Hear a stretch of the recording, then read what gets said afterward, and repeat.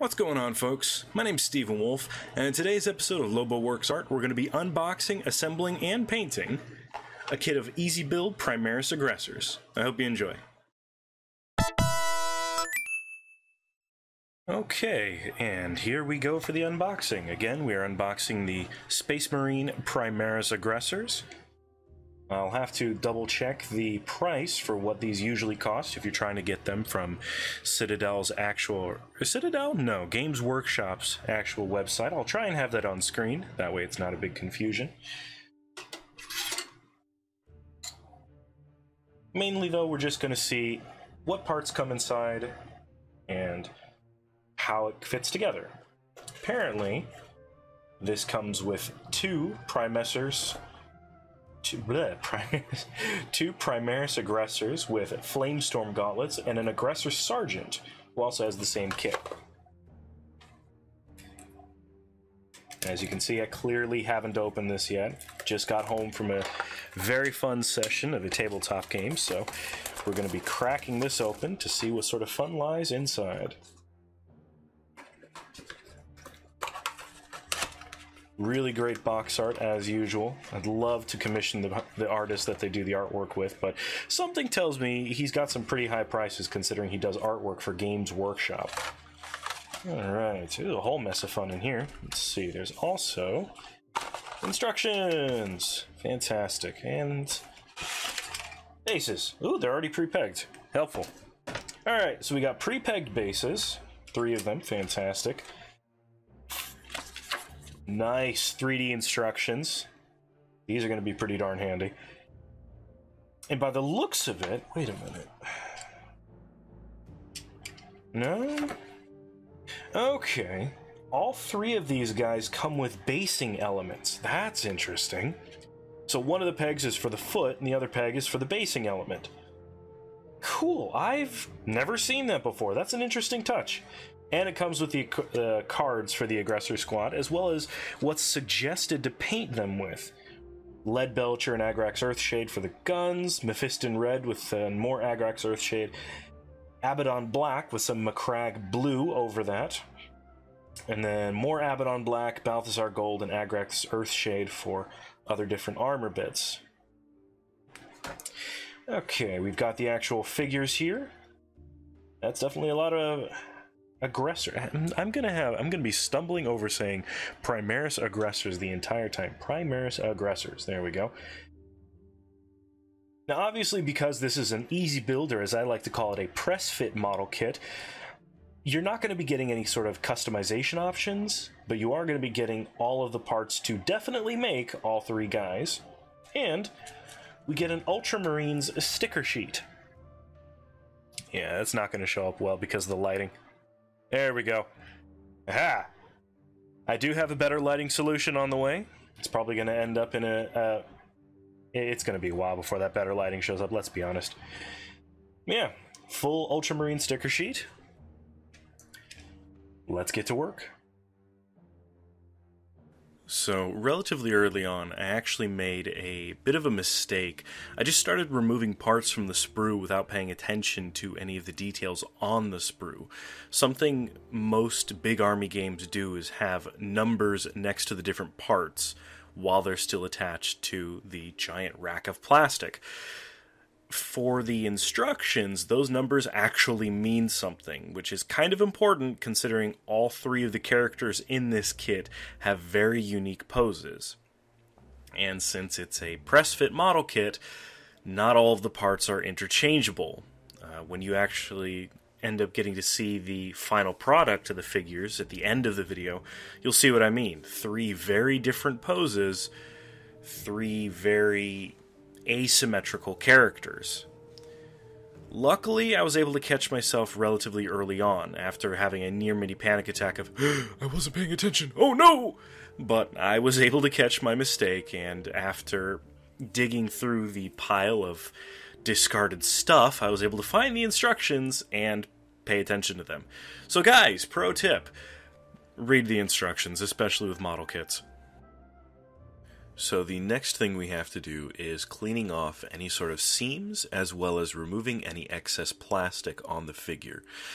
Something I found out the hard way is if you're cutting pieces off of the sprue, if your cutting tool is flush with the item you're removing, it will actually tear plastic from the piece. So you want to actually leave, I know it feels counterintuitive, but you want to leave a good bit of plastic on the piece. That way when you remove it with your X-Acto blade or your officially licensed Citadel cutting tool, that you don't have to worry about that. When it comes to this stage, take your time, remove the parts, don't worry about how long it may or may not take. Just have fun and be as careful with the details as possible. In addition to being careful, you also have to pay attention to how the blade is acting against the plastic. If you're cleaning up the seam of a particular model and you decide you want to use the flat of the X-Acto blade, I hear this a lot from a lot of pro modelers. Use the flat of the blade and run it along the seam to remove any sort of edge lines. What a lot of times they forget to tell you is that you want to use the flat of the blade that is closest to the handle and run at that spot, run it along any sort of seams to clean it up. If you have the blade very far out, it will start to skip and skitter along the plastic, causing a lot of micro tears and a lot of headaches. Just something to be aware of. A very helpful investment you're going to want to make early on is sanding paper, as well as these little sanding cubes you can acquire from places like Micromark. I got this collection of sanding tools from Hobby Lobby. It's usually very fine grit sandpaper, somewhere in the 8,000 or 4,000 grit section, going as high as 12,000 grit, and it's sandpaper on both sides and a foam core on the inside, or like this weird squishy foam on the inside. It's absolutely fantastic for getting rounded edges and making sure you don't lose any details. Something else you're going to also want to pay attention to at this stage of model building is making sure the parts fit properly, seeing if you have to do any sort of extra work. If the parts are fitting properly, fantastic, problem solved. But if they're not, then you need to make a mental note. Am I going to have to putty here? Is it just not fitting properly because I haven't glued it yet? And work forward from there. Little things that end up making your life a heck of a lot easier. And in one of my later videos, we will be discussing how to utilize putty for a heavily damaged character. Okay, folks, we've officially returned now that we've finished removing the parts from the sprues, as well as partially assembling the figures. You'll see here that I've cleaned up some of the seams, and as well as glued some of the parts to the figures.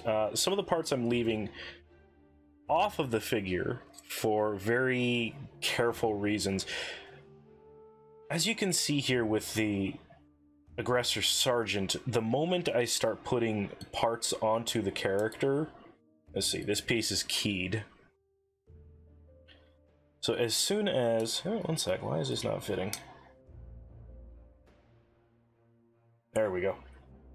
Now once we start getting parts attached to the figure, you'll notice that a lot of the harder to reach areas become near impossible if you're trying to brush this character. And don't get me wrong, incredible sculpt, absolute nightmare to try and get into all those little, like, look at this. Absolute nightmare to try and get into all those little cracks and crevices and grooves and whatnot to get all the little details and bits. But as soon as, see, I did it backwards. I should have put the arms on first and then the backpack. This is also why pressing certain parts into place is always a good idea. But as soon as I remove a single piece, oh, that's easier to paint. And then when I remove the other two pieces, it's even easier. So what I'm going to be doing is component painting all of these figures. You distinctly recall, after I removed all the parts from the sprue, it was an absolute mess of parts everywhere. But the moment you get things even halfway assembled or ready for component painting, it becomes a heck of a lot easier. I'm still debating as to whether or not I'm going to be using any sort of decals for these figures. I'll figure that out later on. But for now, the next time we see these figures, they're going to be primed and ready for painting. We'll see you then.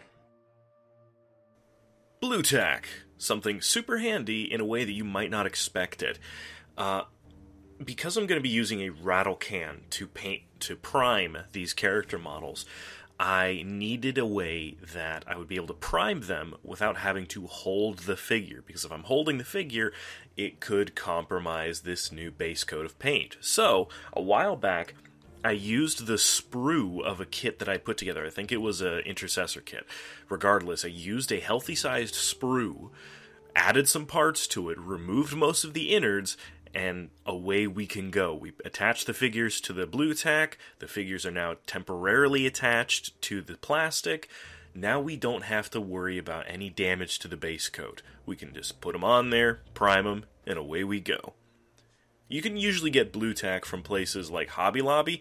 I think I had to order mine from Amazon. Okay, folks, and we're back. We've officially finished priming our characters. For future reference, I actually used Citadel's Chaos Black spray primer. I mean, I don't have an airbrush or access to an airbrush, so it's literally the best I can do given the situation. I absolutely love the coverage that Chaos Black has provided. Like, all of the details are still preserved. As long as you use a rattle can carefully, all of the details are still preserved, and it provides exceptional coverage. You do have to let it dry for about 15-20 minutes, which is what I've done. I actually let it dry for 30, just to be on the safe side. Usually, depending on where you spray, you can let it dry in about 10 to 15 minutes. Unfortunately, I'm living in South Carolina, so on a good night during the summer, if it's nice and cool, or during the weird 1/5 of the year where it's consistently cool all day long, is when I can actually do that during the day. Eventually, I might be able to get some videos up showing spray can techniques, so sort of stuff my dad showed me. However, something I'm definitely going to suggest is using gloves.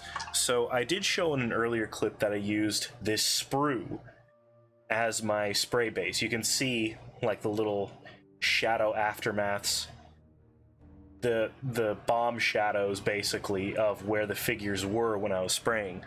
So something you're going to want to invest in if you plan on using a rattle can or even an airbrush is gloves. Usually the disposable type of gloves. Latex is fine, but if you're allergic to latex, nitrile is decent too, for exactly this reason. So this is the glove. I'm a little broke right now and a little strapped for material, so I only ended up wearing one, but really that's all you need. If you got the rattle can in one hand and the glove on the other, you can basically Michael Jackson spray the entire figure. But yeah, look, you can clearly tell how I was holding the figures while I was spraying based off of the pattern. But yeah, definitely wear gloves, because trying to scrub acrylic paint off of your hand, it's a warm soap and it's a soap and hot water endeavor that usually takes about 20 to 30 minutes, depending on how long you used the spray can or airbrush. So definitely wear gloves, because it's as easy as, oh, look at that, my hand's all nice and clean. Okay, gonna do a little fast forward montage now, and we're gonna be painting these guys. The first step is the easiest step. Just throw down the base coat of what armor color you would like to have.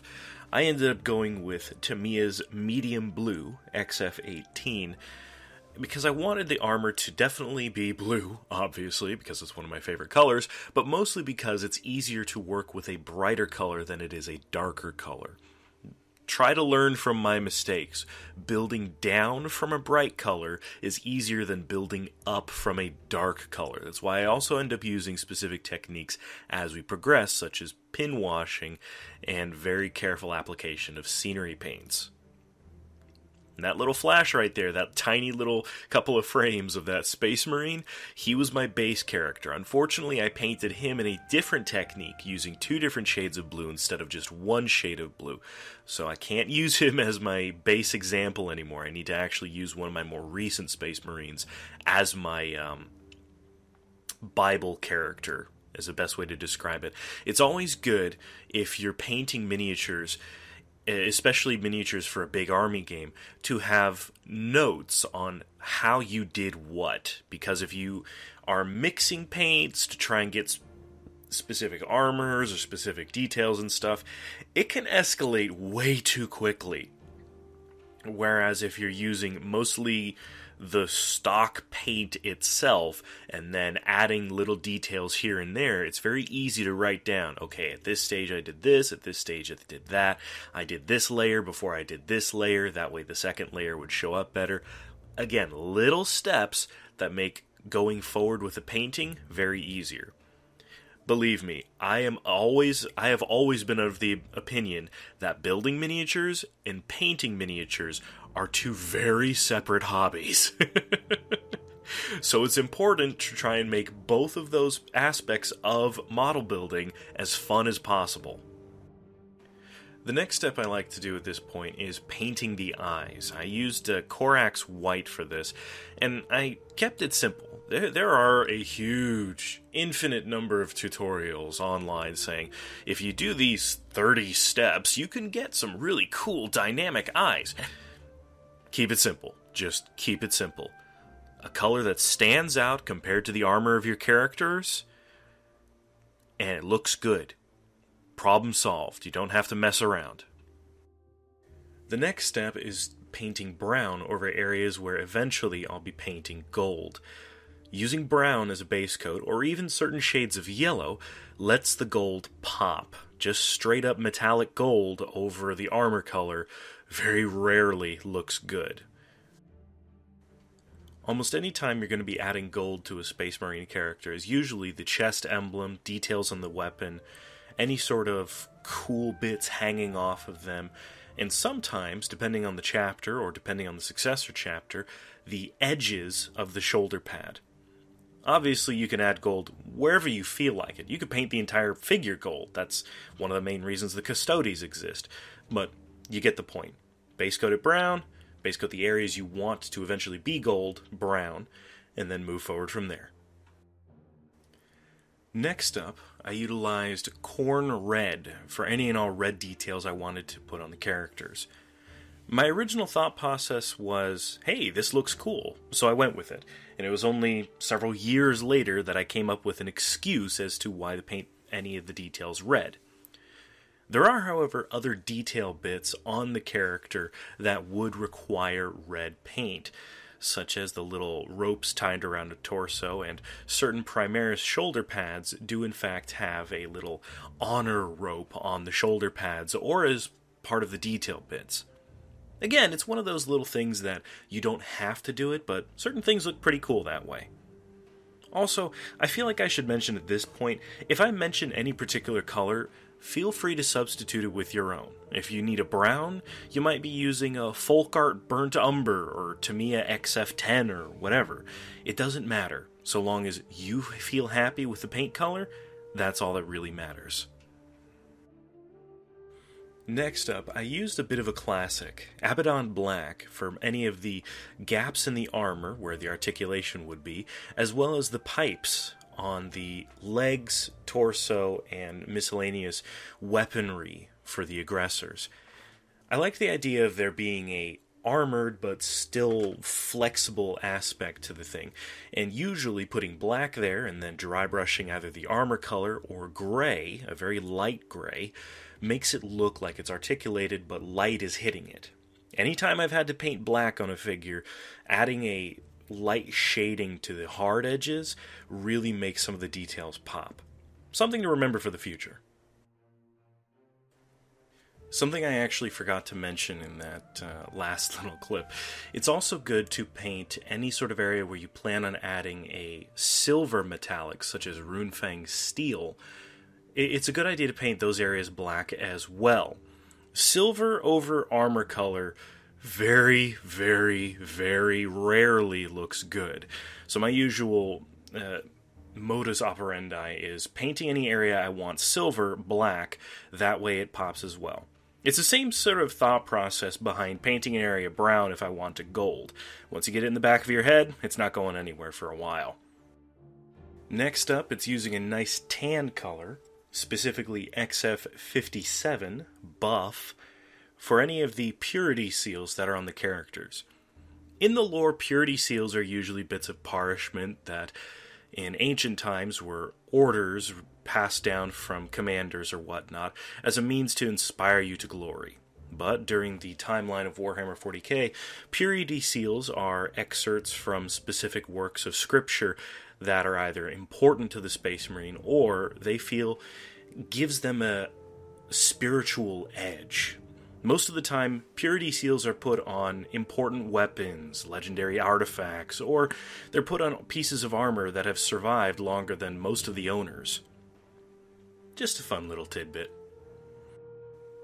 Now we move on to the silver layer. Runefang steel is what I usually prefer using. I originally had the idea of adding the silver to the edges of the boots. The Primaris Gravis armor, usually worn by certain Primaris captains in the Aggressor torsos, have these really cool boot designs that has like a really nice spikiness to it. Unfortunately, when I add the basing details later on, it kind of gets rid of the silver that I put on the boots as well as on the damaged bolter for one of the Aggressor torsos. Oh well, these things happen. And now it's time for one of my favorite and, surprisingly enough, least favorite detail bits, painting the gold. I've been utilizing Auric Armor Gold as the gold for all of my Space Marines. I've actually been utilizing this particular color for several years now. The main reason it's one of my favorite colors is because it pops so well. It looks nice. When you start putting the gold on there with some of the other detail bits, it looks cool. One of the reasons it's one of my least favorite colors is that if you're not paying attention, it gets everywhere. Oh, you painted that shoulder pad with a nice bright color? Yep, there's gold on it now because you weren't paying attention. Oh, there's a gold bit right next to the armor bit? Oh, you weren't paying attention. It's sleeped over now. Having to fix some of the damage that the gold can cause by accidental brush slippage is definitely one of the most trying things I have to do as an artist. Okay, after cleaning up any of the gold slipping or detail bits that you might have accidentally done, now we get to move on to something that's actually pretty fun.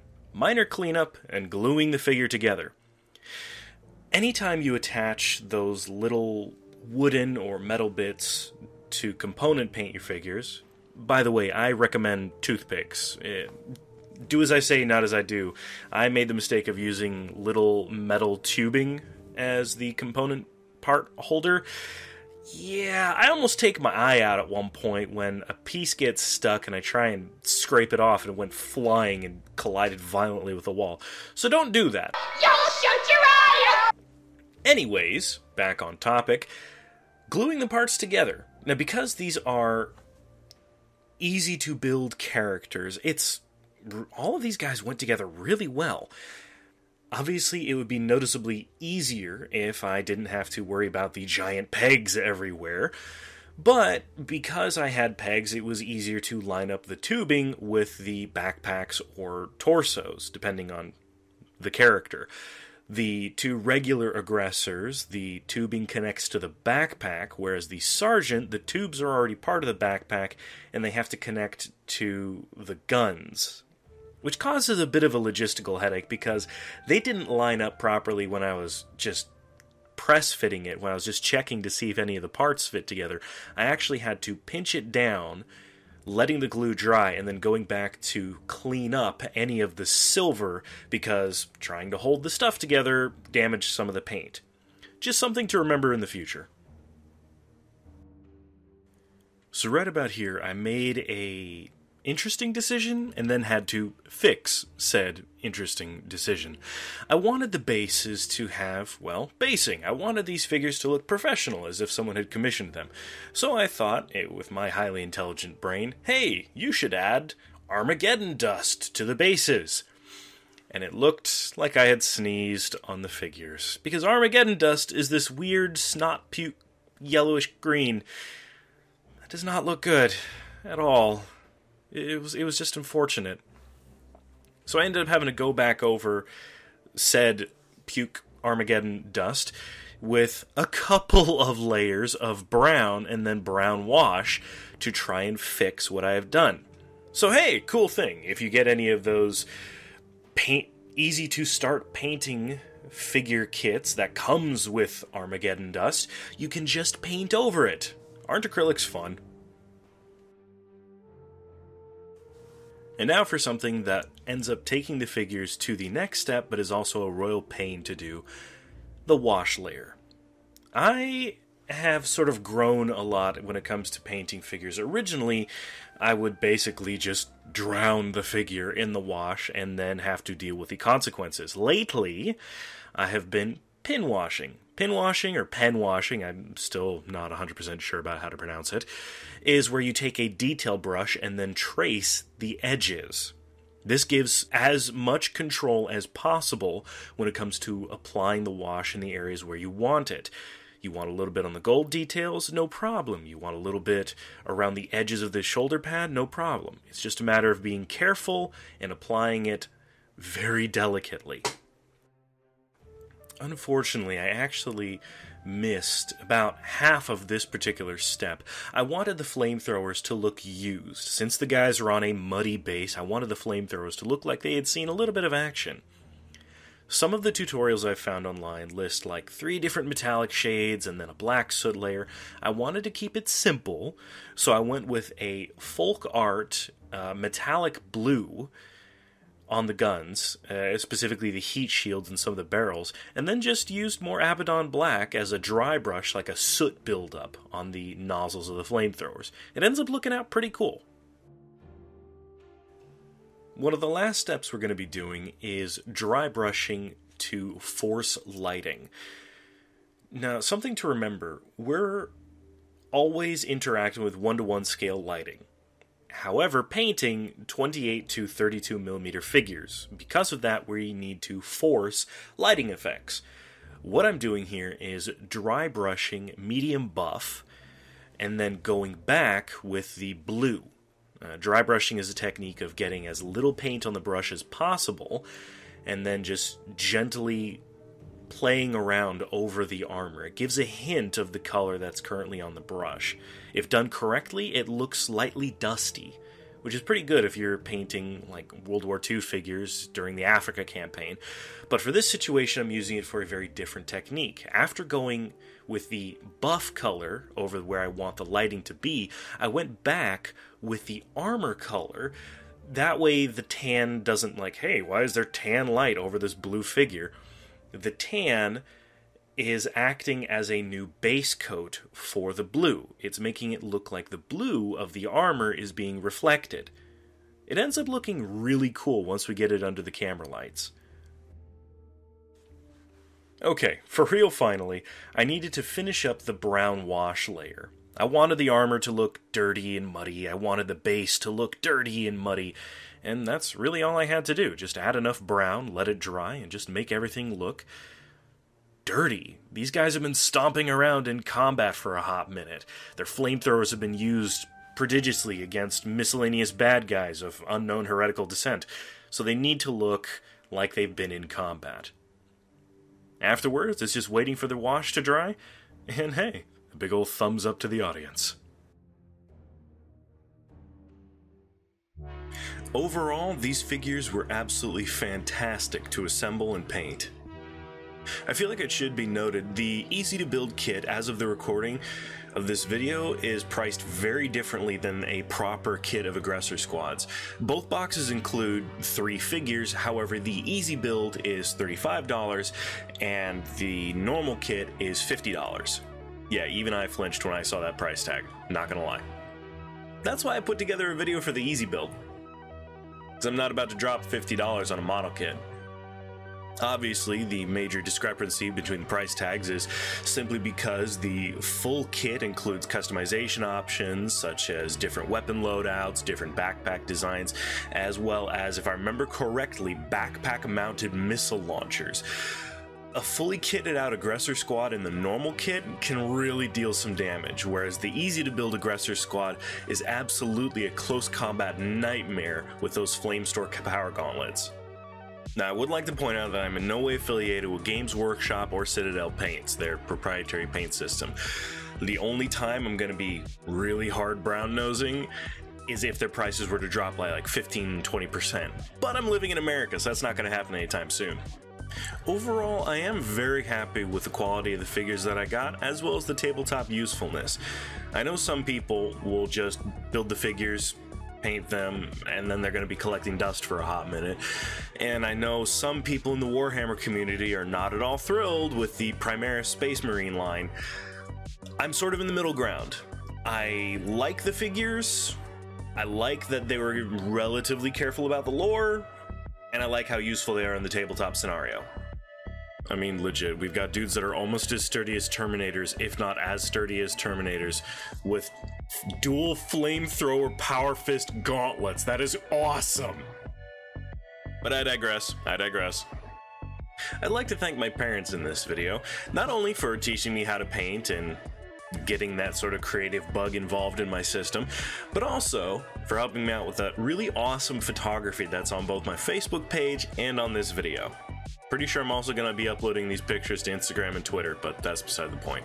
For my Facebook account, I actually have most of my pictures on a slightly separate page. There's a little button that says Stephen Wolf Custom Figures. I'll leave a link directly to that page, that way you guys can find exactly what you're looking for. Easy peasy.